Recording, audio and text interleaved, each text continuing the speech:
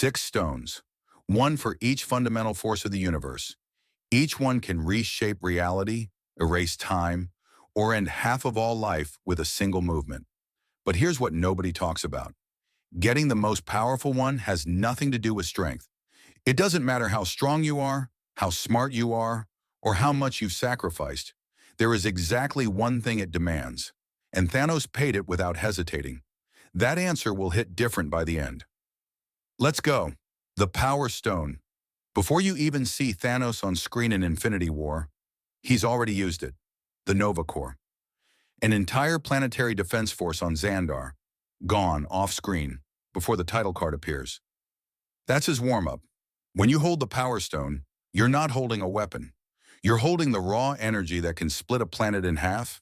It amplifies everything, your strength, your speed, your durability, and every other stone you've got becomes stronger just by sitting next to it in the gauntlet. Here's what touching it actually does to you. The raw stone starts destroying your body from the inside within seconds. When Peter Quill grabbed it barehanded to stop Ronan from destroying Xandar, it started tearing him apart immediately. So Gamora grabbed his hand, then Rocket, then Drax, then Groot.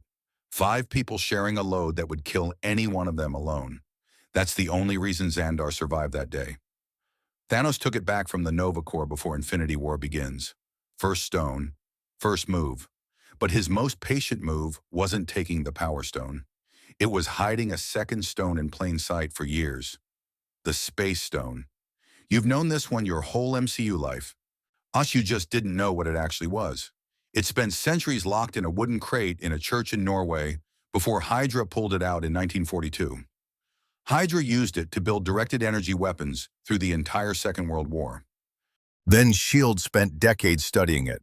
Then Loki used it to open a wormhole over New York. Every major power in the MCU wanted it, and none of them held it for long. What it does, it opens a stable doorway between any 2 points in the universe. Not a portal, a doorway. You step through and you're on the other side of the galaxy. In Infinity War, Thanos takes the Tesseract from Loki and crushes the entire cube, an object treated as barely containable for 11 films, with one bare hand. The raw stone drops into the first slot of the gauntlet. The cost of direct contact? Red Skull grabbed it in 1945 and spent the next 73 years stranded on Vormir as a ghost. There's no second chance with this one. What's more unsettling is that Thanos had already placed a second stone near the first one, years before he collected anything.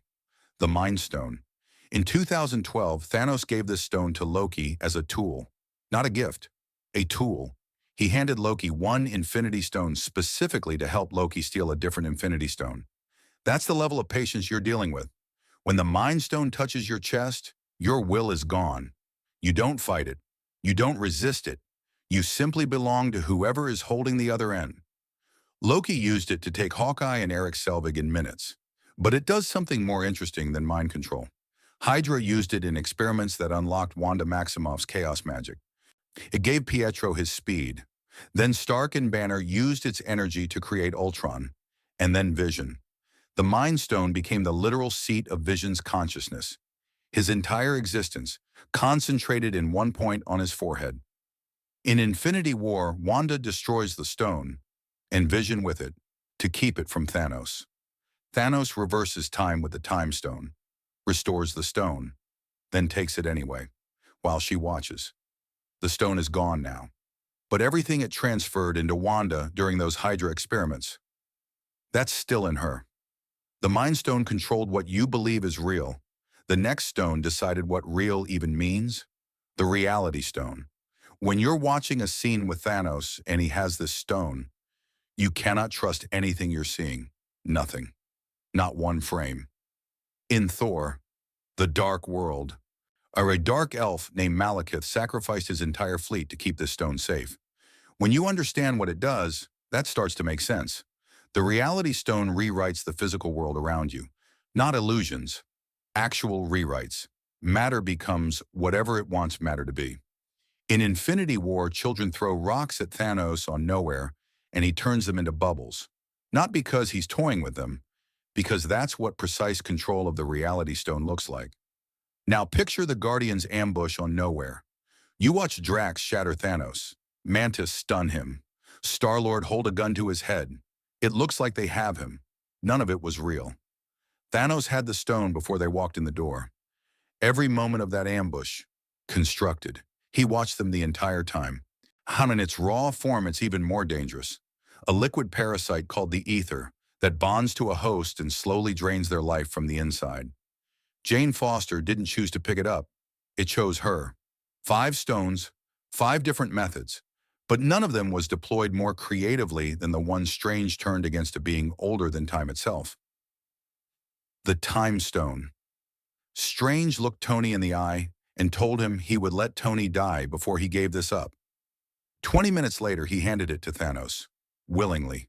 He had scanned 14,605 possible futures. He found exactly one where things worked out. He never told anyone what he saw in the other 14 million. When you use the Time Stone, you can reverse time on any object or area, lock someone in a loop they can't break, push time forward, or watch millions of possible futures play out in seconds. Strange took it into the dark dimension, a place where time literally doesn't exist, and used it to trap Dormammu, an immortal being of immeasurable power, in a time loop. Dormammu kills Strange. Loop resets. Kills him again. Loop resets. Over and over. Here's what you need to understand about that. The Time Stone's ceiling is not set by how powerful your opponent is. It's set entirely by how creative you are. Strange didn't need to beat Dormammu. He just needed to be impossible to get rid of. He surrendered it anyway, because he saw something in those futures that made it necessary. 5 stones taken by theft, force, deception, and sacrifice. The 6th one refused every single one of those methods. The Soul Stone. You could steal the others, or trick someone into handing them over, fight for them, build something strong enough to take them. This one has one rule. You give up the person you love most, permanently. The stone doesn't give them back. It doesn't negotiate. What the Soul Stone actually does is more complex than most people realize. The 5 billion people erased by the snap weren't deleted. They were absorbed into a living pocket dimension inside the stone. When Banner used the gauntlet, he specifically intended to restore lives. And it worked. When Stark used it, he specifically targeted Thanos' army. The stone responds to the intention behind the snap, not just the mechanics. But here's the psychological part that most people skip past. Thanos wept on Vormir. He wasn't performing. The stone requires genuine love, not declared love, not useful love, real love. Hannah and Gamora laughed at him. She was certain he couldn't do it. She was wrong about that. And that's what actually makes him the most dangerous figure in the entire MCU. Not the power, the willingness. He understood the exact price that Stone was going to demand from him, and he chose to pay it anyway. Used in the snap. Destroyed in 2023. A copy returned to Vormir by Steve Rogers. Red Skull got it back. Bonus fact. Here's something most people miss about what it costs to actually use the completed gauntlet. The combined energy of all 6 stones should destroy any organic body that tries to channel it. Thanos survived the snap, but his entire left arm was burned to the bone, and the gauntlet was left permanently scorched. Banner used it next. Same result. Severe radiation damage he'll never fully recover from. Stark used it last. A baseline human, no enhancement, no armor protecting him from the inside. He was dead within minutes. Outrow. 6 stones, and the most powerful one had nothing to do with energy blasts or time manipulation. The most dangerous stone on this list is the one that looked you in the eye and told you exactly what it was going to take, and waited to see if you'd pay it. Which stone genuinely surprised you? Drop it in the comments.